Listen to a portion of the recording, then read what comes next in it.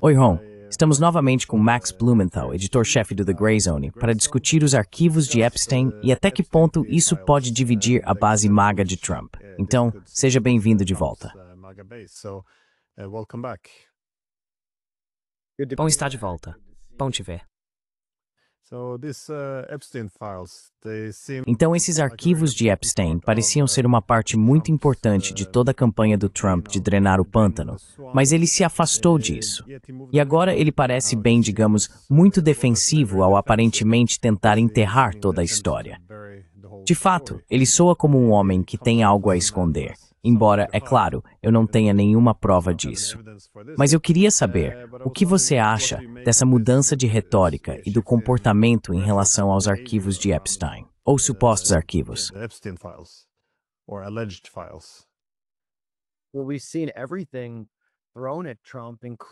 Bem, vimos de tudo sendo jogado contra Trump, incluindo um enorme ataque jurídico, acusando-o de agredir sexualmente Jean Carroll.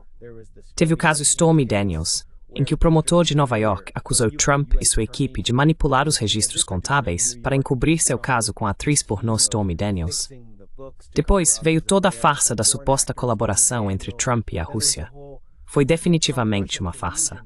Era algo que eu denunciava no The Grey Zone junto com Aaron Maté. Desde o início éramos vozes meio isoladas, não dentro do MAGA ou do círculo de Trump, apontando isso. E nada disso realmente pegou. Por um lado, o pseudo-escândalo da Russiagate não pegou, porque a investigação de Mueller concluiu que não houve colaboração.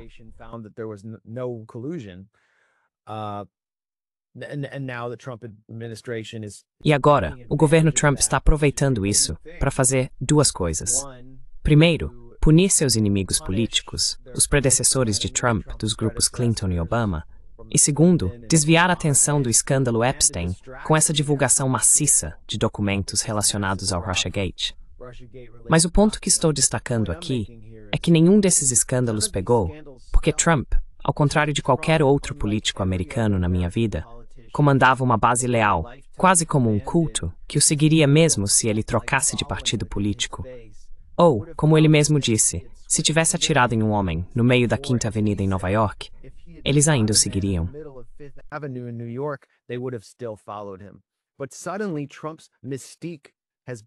Mas, de repente, o mistério em torno de Trump foi quebrado, por causa dos arquivos de Epstein, da lista de clientes de Epstein e de seu relacionamento com Jeffrey Epstein. O xamã do QAnon, não sei se você se lembra dele. Ele é uma das figuras mais notórias da invasão do Capitólio em 6 de janeiro.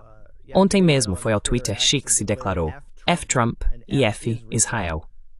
Isso faz parte do fenômeno que Trump está enfrentando dentro de sua própria base. E vem de uma parte da base de Trump que detesta o establishment político.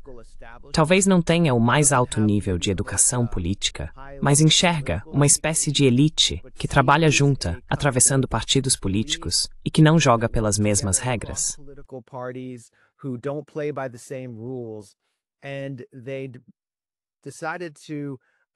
E eles decidiram acusá-los da coisa mais grave, a mais imoral e diabólica que alguém poderia fazer, que é a pedofilia.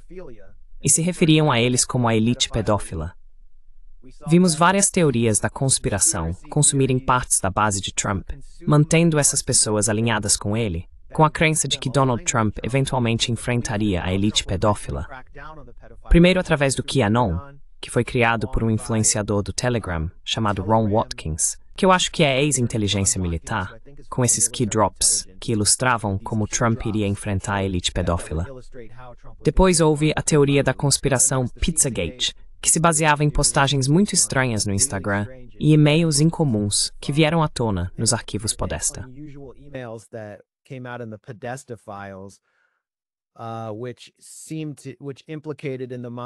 O que, na mente de muitos seguidores de Trump, implicava pessoas próximas a Hillary Clinton, como pedófilos, que abusavam de crianças nos túneis e passagens secretas sob um restaurante popular no noroeste de Washington, D.C., chamado Comet Ping Pong. Tudo isso se manifestava como teorias da conspiração anti-establishment, que estavam levando a algo grande. Nos círculos do Canon, as pessoas diziam, uma tempestade está chegando. Chegaram até a criar músicas do Canon usando Who'll Stop the Rain, do Creedence Clearwater Revival, como uma espécie de referência criptografada a quem iria deter a elite pedófila. A ideia era que, eventualmente, todos seriam varridos por essa grande tempestade, e que a tempestade viria quando Trump voltasse ao poder.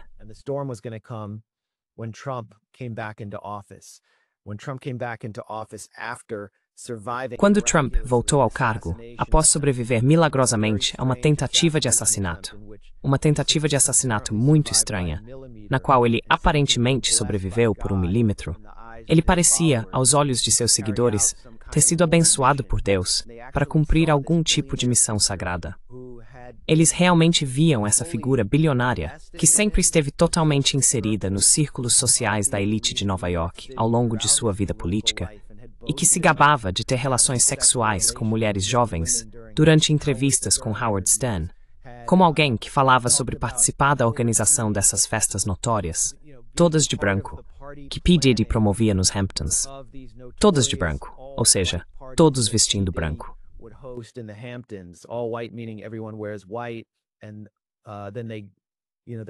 E então você sabe, eles também são conhecidos como freak-offs.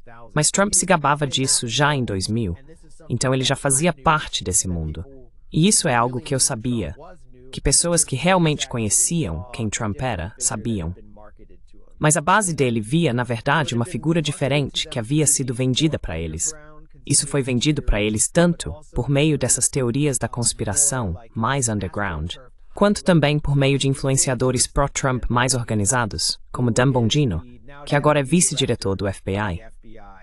E Bongino estava constantemente prometendo à base de Trump, sua audiência no Rumble, que haveria algum grande vazamento de arquivos de Epstein, que os arquivos de Epstein haviam sido obtidos.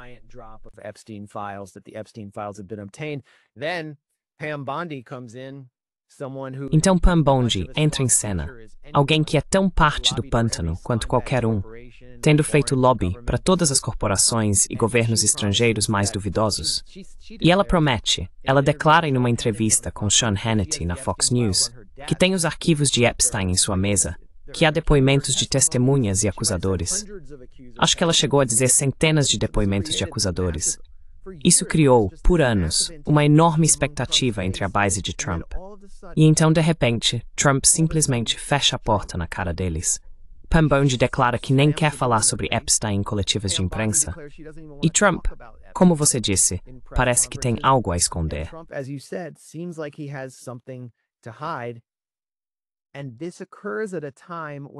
E isso acontece no momento em que Donald Trump vinha traindo sua base em várias outras promessas. E no momento em que a direita política nos Estados Unidos, o movimento America First, está começando a despertar para a questão de Israel. Assim, Jeffrey Epstein e os arquivos Epstein acabam se tornando uma espécie de símbolo para todas as traições de Trump. E isso alimenta corretamente a sensação de que Donald Trump, na verdade, faz parte do Deep State, parte do pântano, que ele realmente tinha relações muito próximas com essa chamada elite pedófila, que eu chamaria de uma elite decadente que paira sobre tudo. E agora Donald Trump está levando uma surra dos democratas por causa disso, e também de muitos dos seus próprios influenciadores.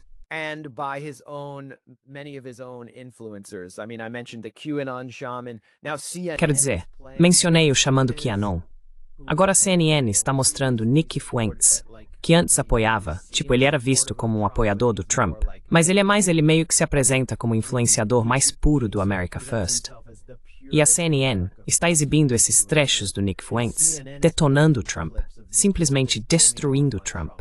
Então, pela primeira vez, estamos realmente vendo o misticismo do Trump sendo quebrado, e ele nunca mais vai conseguir recuperar esse misticismo. Então, independentemente do que você ache sobre o conteúdo do escândalo Epstein, esse é o escândalo mais significativo da era Trump, porque é o primeiro que realmente o atinge.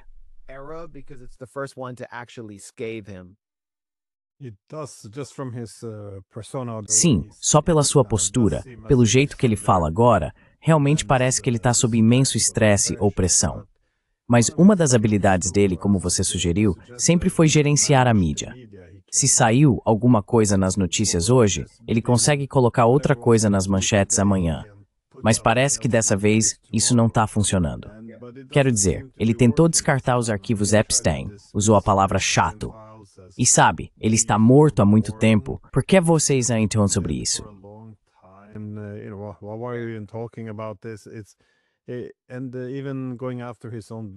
E até mesmo atacando sua própria base, dizendo: "Ah, eu não preciso de vocês", menosprezando-os. Isso é bastante notável. Acho que talvez ele tenha acreditado na ideia de que era, sim, bem intocável. Mas uma coisa que achei estranha é o jeito como ele continua ligando isso ao caso da farsa do Russiagate. Quero dizer, aquilo de fato foi uma farsa. Foi promovida pelos democratas. Mas agora ele está dizendo que os arquivos do Epstein são uma farsa dos democratas. Por que ele está juntando essas duas questões? Ou ele só está tentando se beneficiar, ou mudar a narrativa, ou o quê? Como você interpreta isso?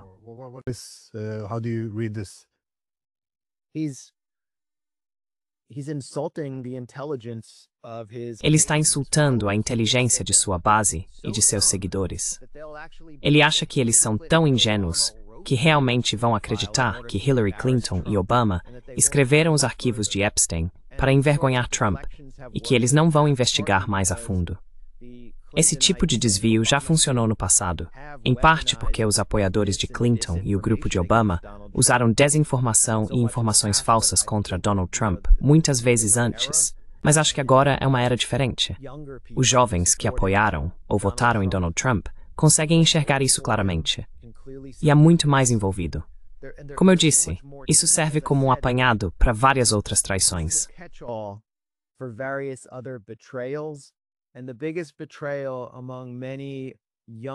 E a maior traição entre muitos jovens de direita é justamente o conceito em si. Eles sentem que todo o conceito de America First foi traído por Donald Trump, porque o veem não apenas rearmando Zelensky e voltando atrás em sua promessa de acabar com a guerra por procuração na Ucrânia, mas também sendo controlado por Netanyahu, sendo controlado por esse Estado estrangeiro que opera nos mesmos círculos em que Jeffrey Epstein atuava, que influencia Trump através desses círculos de bilionários sionistas. Jeffrey Epstein era o gestor financeiro de Les Wexner, que é um dos bilionários sionistas mais poderosos dos Estados Unidos. Ele basicamente é dono de metade do centro de Columbus, Ohio.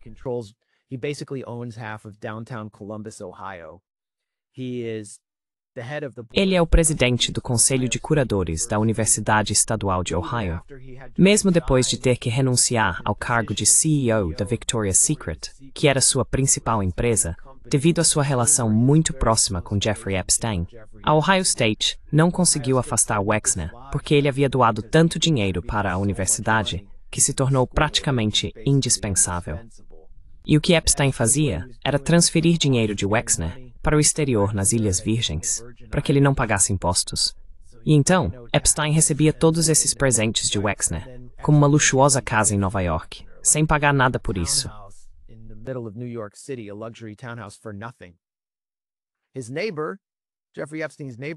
O vizinho dele, o vizinho de Jeffrey Epstein naquela mansão, que comprou a casa através de uma empresa de fachada controlada por Wexner e Epstein, era Howard Lutnick, que na época era o CEO da Cantor Fitzgerald. E Howard Lutnick agora é o secretário de comércio de Trump. Então, a imagem fica bem ruim quando Donald Trump vai lá e insulta sua base na pista de decolagem, prestes a embarcar no Air Force One, com Howard Lutnick bem ao lado dele. Howard Lutnick também é muito influente no culto Chabad Lubavitch, que tem ligações muito próximas com o movimento dos colonos israelenses e apoia muitas das figuras messiânicas e fascistas da coalizão de Netanyahu. Tudo isso alimenta a sensação de que Trump está escondendo algo sobre seus laços com a inteligência israelense.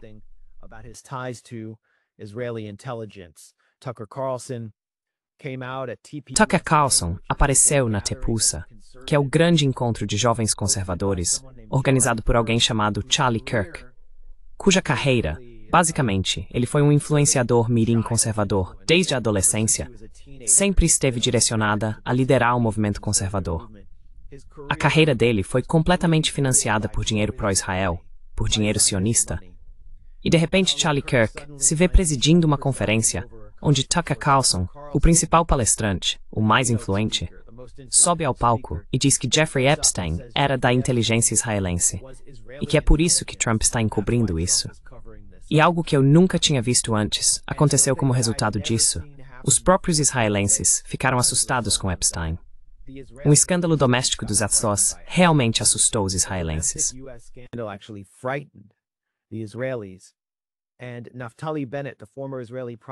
E Naftali Bennett, o ex-primeiro-ministro de Israel, foi convocado para declarar que ele, como primeiro-ministro, lidava diariamente com o Mossad e que Jeffrey Epstein não trabalhava para o Mossad, não era um agente do Mossad. E então ele ameaçou Tucker Carlson e disse: "Não vamos tolerar isso." Outro personagem ligado à inteligência israelense, Amichai Chikli, que é o ministro dos Assuntos da Diáspora, também denunciou Tucker Carlson e fez um alerta velado a Charlie Kirk, porque Israel tem tanta influência sobre Charlie Kirk, tendo financiado sua carreira. É como se todo esse relacionamento entre Israel e o movimento conservador estivesse ruindo por causa de Jeffrey Epstein. É impressionante ver isso.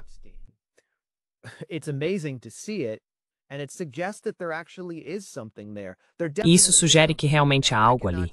Definitivamente há algo ali. Agora, não posso afirmar que Jeffrey Epstein era um agente do Mossad, mas ele circulava em meios sionistas. E se ele estivesse vivo hoje, não tivesse sido preso e fosse um homem livre, estaria envolvido com todos esses bilionários sionistas, ameaçando cortar fundos das universidades da Ivy League que permitem protestos de solidariedade à Palestina. Ele faria parte desse mundo. Então, acho que esse é um dos motivos pelos quais Epstein representa uma ameaça ao movimento ou às elites em torno de Donald Trump.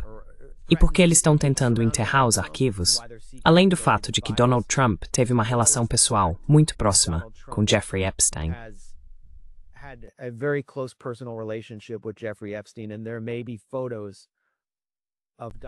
E pode haver fotos de Donald Trump em uma posição comprometedora, como disse o jornalista Michael Wolff, que conhecia Jeffrey Epstein, que passou um tempo com Jeffrey Epstein, que entrevistou Jeffrey Epstein por muitas horas. Michael Wolff disse, e quero dizer, ele já foi considerado pouco confiável no passado, mas ele afirmou que o FBI apreendeu fotos, incluindo uma que mostra Donald Trump com garotas seminuas na piscina de Epstein, sentadas em seu colo, apreendidas do cofre de Jeffrey Epstein. E é disso que se tratam os arquivos de Epstein. Também existem 16 horas de gravações feitas por Steve Bannon, ex-estrategista-chefe de Trump.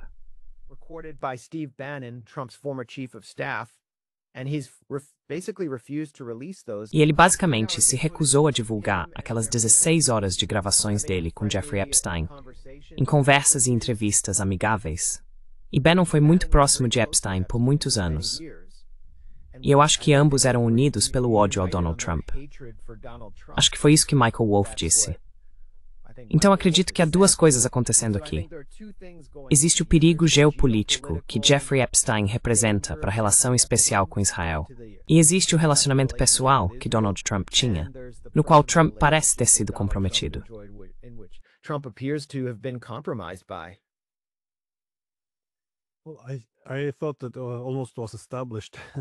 Eu achava que já estava quase estabelecido que ele era um agente do Mossad e que a principal operação era colocar políticos e empresários em situações comprometedoras para extorquir favores ou influência. Mas se ele não é do Mossad, ou pelo menos um agente de Israel, como estão explicando o passado dele? Ou sabemos de mais alguma coisa sobre as associações dele?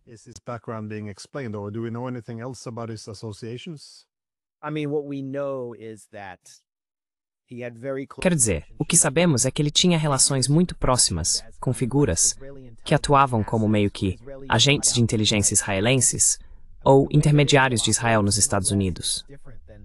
Quer dizer, a forma como Israel opera nos Estados Unidos é diferente da forma como, sei lá, a inteligência russa operaria ou qualquer outro serviço de inteligência estrangeiro.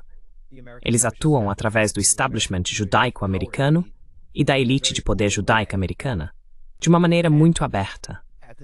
E a forma como o Mossad opera eu sei disso por meio de um amigo em comum que trabalhou em Wall Street, que conhecia um grande banqueiro de investimentos americano-israelense, alguém que tinha sua própria firma, que era um intermediário do Mossad. E ele se gabava de que o Mossad pedia para ele, porque ele tinha muitos ativos líquidos. Diziam, vamos fazer uma operação secreta em um terceiro país. E precisamos que você deposite tal quantia nesta conta de fachada agora. Vamos te pagar depois. E não podemos te dizer para que é. Mas você é um patriota israelense, então faça isso.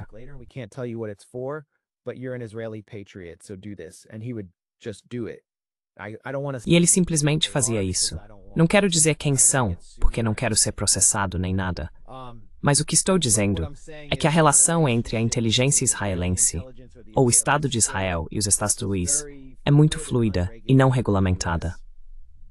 Esse outro personagem que mencionei para você, que ameaçou o Tucker Carlson, Amichai Chikli, é o ministro dos Assuntos da Diáspora. E há uma ótima série investigativa dos jornalistas Jack Paulson e Lee Feng sobre como ele tem contornado a Lei de Registro de Agentes Estrangeiros dos Estados Unidos, que exige que governos estrangeiros registrem seus lobistas e que esses lobistas relatem suas atividades e reuniões ao Departamento de Justiça.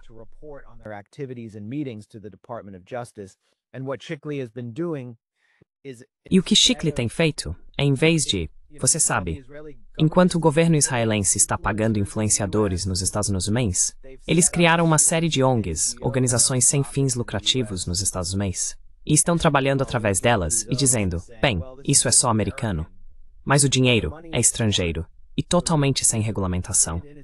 Então, como podemos avaliar se Jeffrey Epstein era realmente um agente do Mossad, que se reunia em torno de uma mesa de vidro com o chefe do Mossad, recebendo instruções, quando os relacionamentos são tão fluidos? O que está claro é que Jeffrey Epstein fazia reuniões com pessoas muito influentes, autoridades estrangeiras, e promovia encontros em seu sobrado.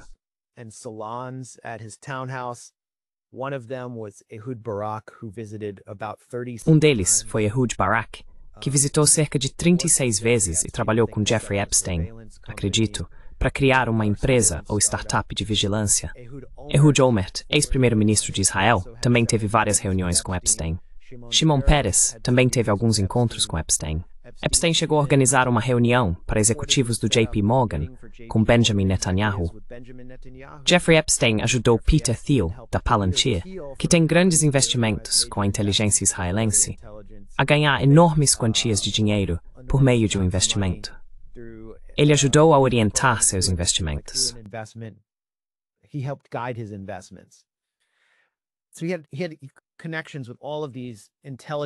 Então, ele tinha conexões com todas essas pessoas ligadas à inteligência. Ele solicitou vários passaportes para viajar ao Oriente Médio e à África. Isso foi relatado pela CBS News. Jeffrey Epstein foi para Israel em 2008, quando estava enfrentando sua primeira acusação por tráfico sexual na Flórida. E há também a reportagem do Daily Beast, que afirmou que Alex Acosta, o promotor da Flórida, foi orientado a deixar Epstein em paz, porque ele, abre aspas, pertencia à inteligência. Não sei se esse relato é confiável ou não. Alex Acosta, aliás, fez parte do governo Trump. Mas o que podemos dizer é que Epstein estava próximo do meio de inteligência e talvez também estivesse próximo de outras agências de inteligência. Um passaporte saudita teria sido encontrado em sua mansão depois que ele morreu ou foi morto. A última pessoa a se encontrar com Jeffrey Epstein, acredito, foi William Barr, que era o procurador-geral de Trump. William Barr, who is Trump's Attorney General. William Barr iniciou sua carreira no governo dos Estados Unidos como agente da CIA e ajudou a redigir os indultos para os condenados do caso Irã-Contras durante os governos Reagan e Bush. O pai de William Barr, Donald Barr, foi o diretor da Dalton School, que contratou Jeffrey Epstein pela primeira vez. Jeffrey Epstein disse a vários jornalistas, incluindo Michael Wolff, que tinha medo de Trump durante o primeiro mandato de Trump, compreensivelmente, porque ele havia comprometido Trump. E então, Epstein acabou sendo colocado em uma situação comprometedora, em uma cela de prisão. Steve Bannon, que o conhecia muito bem, disse acreditar que Jeffrey Epstein foi assassinado. Tudo isso aconteceu sob Trump, com todas essas figuras que têm essas associações estranhas com Epstein. Portanto, não é de se surpreender que esse escândalo só cresça, e Trump não pode simplesmente descartá-lo como uma grande bobagem de muito tempo atrás.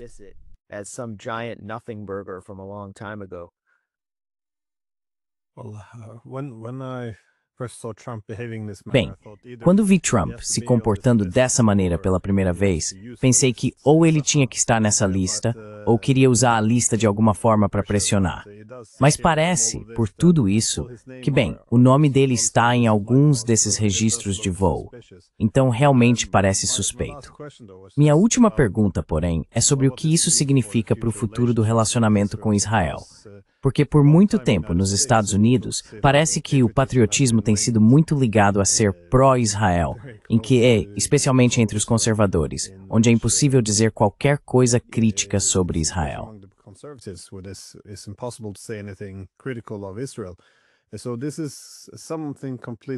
Então isso me parece algo completamente novo, que você tem pessoas... Não, sabe bem, até agora na mídia, pelo menos na mídia alternativa, como Candace Owens, Tucker Carlson, todos eles sendo muito vocais sobre por que estamos subordinando nossos interesses a Israel. Novamente, essa é toda a ideia do America First. Se os Estados Unidos saíssem das guerras do Oriente Médio, teriam que colocar a América acima de Israel. Mas você vê isso, porque até agora eu só vejo isso na esfera da mídia. Você vê isso tendo alguma influência na política real? On actual politics? Well, let's see. There's an interactive poll, a Polymarket. Bem, vejamos. Há uma pesquisa interativa do Polymarket, que acabou de ser divulgada em 21 de julho, mostrando que a aprovação de Trump entre americanos de 18 a 29 anos caiu de 55% no início de fevereiro, o que é muito alto para um presidente especialmente um republicano. Os democratas normalmente dominavam o apoio dos jovens no passado. Então, de 55% no início de fevereiro para 28% em julho, uma queda de 27 pontos para Donald Trump em apenas alguns meses. E eu acho que muito disso tem a ver com Gaza, com a Palestina, com as imagens de bebês destroçados dia após dia e a associação de Trump a isso.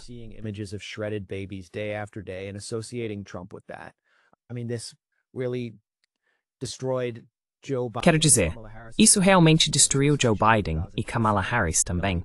A associação deles com o genocídio em Gaza. Os jovens estão prestando atenção como nunca antes. Ontem, cheguei em Nova York, na verdade há apenas algumas horas, cheguei na cidade de Nova York, desci de um trem e vi uma enorme marcha pela Palestina subindo a 7ª Avenida e me juntei a ela. Ela se estendia por vários quarteirões, e você via na marcha muitas pessoas que pareciam quase da classe gerencial profissional, pessoas que tinham acabado de sair do trabalho, pessoas progressistas brancas, com aparência comum, que pareciam exatamente aquele tipo de quadro urbano que trabalha em Nova York. Urban cadre that works in New York City. And as the march proceeded up 7th Ave, à medida que a marcha subia a 7ª Avenida, as pessoas saíam para as calçadas para aplaudir, e os carros que passavam buzinavam em apoio. Os vendedores também comemoravam. Algo está acontecendo, e é maior. É sobre a Palestina, mas é maior do que a Palestina. Uma reação está ocorrendo. Uma reação está acontecendo na cidade de Nova York, na forma da campanha para prefeito de Zohran Mamdani. Ele é um deputado estadual de 34 anos e influenciador, que parece prestes a se tornar o próximo prefeito. Trata-se de alguém que defende o boicote a Israel e já afirmou que prenderia Netanyahu se ele chegasse à cidade de Nova York, o que está causando esse grande alvoroço.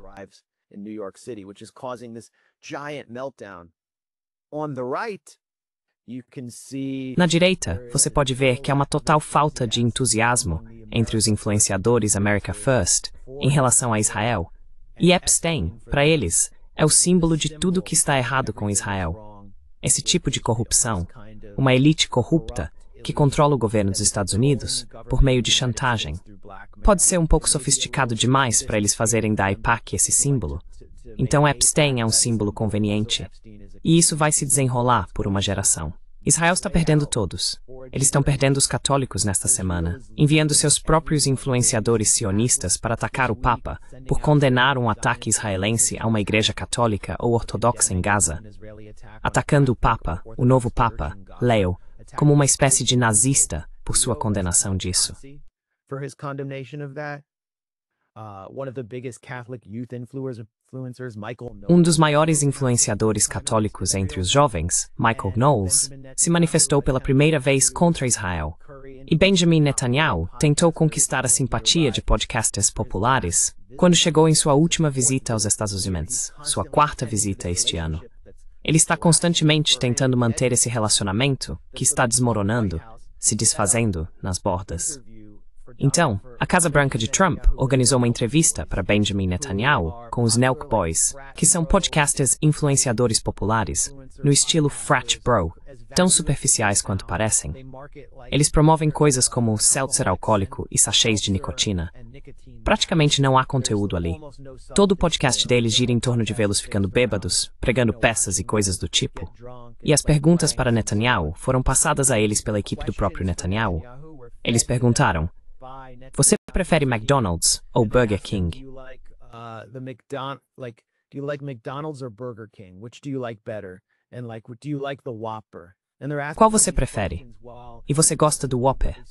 E eles estão fazendo essas perguntas para ele, enquanto Israel está deliberadamente deixando as crianças e o povo de Gaza morrerem de fome. As imagens que chegam de Gaza mostram crianças esqueléticas e pessoas esqueléticas desabando nas ruas. Isso se torna um grande escândalo para os Nelk Boys. Eles acabam tendo que receber alguns dos maiores influenciadores anti-Israel e até mesmo antissemitas, como Nick Fuentes, para apaziguar seus seguidores. Em uma transmissão ao vivo de acompanhamento, eles declaram que alguém lhes disse que acabaram de entrevistar o Hitler dos dias atuais. E isso realmente parece ser o caso. Então quero dizer, está tudo desmoronando na base. E tudo o que Israel tem são suas redes estabelecidas de suborno, como a AIPAC, para manter o apoio da elite. E por quanto tempo isso pode durar? How long can that last? Well, it is interesting though that after all of this, Bem, é interessante, no entanto, que depois de tudo isso, não só tornar a Ucrânia sua pauta, pedir a limpeza étnica de Gaza, de cada homem, mulher e criança, o ataque ao Irã, seja o caso Epstein, que pode afundar a presidência de Trump. Novamente, acho que você está certo. Acho que provavelmente é o genocídio que fez a maioria das pessoas se voltar contra Israel. E isso, imagino, só se soma a tudo. E é importante para aqueles que veem isso como o prego final no caixão dos seus sonhos de Trump ser esse candidato America First, drenar o pântano. Pois é. Trump being this America firster to drain the swamp, so Yeah, just to kind of summarize what I'm Sim, só para resumir o que estou tentando dizer, porque a política americana pode ser difícil de entender para quem está de fora. Os Estados Unidos, nossa religião não oficial é o anticomunismo. Qualquer crítica ao sistema econômico capitalista é oficialmente desencorajada, e você é rotulado como anti-americano. Então, os jovens americanos cresceram sem ter meios ou linguagem para criticar o sistema que os deixou na mão. E a atividade anti-guerra, a solidariedade à Palestina, é retratada quase que forma de intolerância, como ódio aos judeus, como deslealdade ao nosso exército.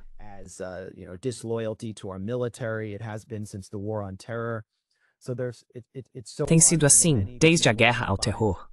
Por isso, é muito difícil para muitas pessoas encontrar, especialmente se não têm ensino superior ou não passaram pelo mundo acadêmico, uma linguagem para criticar esse sistema que as traiu, que está mentindo para elas. E assim, Epstein meio que ajudou essas pessoas a encontrar sua linguagem. Mas isso acaba servindo como um símbolo para todas essas outras traições e para o ódio geral à superclasse, à elite do 0,1%. Esse era o alvo de tantos outros protestos anti-establishment desde o Occupy Wall Street.